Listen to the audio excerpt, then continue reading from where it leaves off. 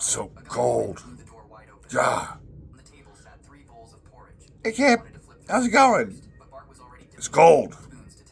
Yeah. Oh, look. Breaking news.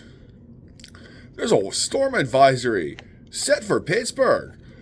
We're going to get between 150 inches and an inch of snow. Please panic buy all supplies. You go to the store and get toilet paper, bread, and milk. Apparently that's what we need to survive. Now go.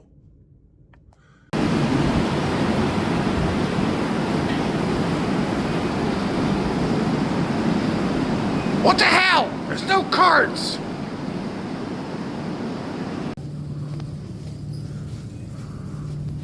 Well, they got cookies,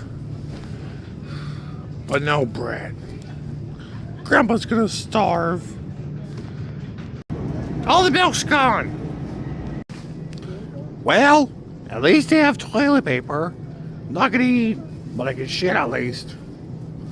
I don't need any though.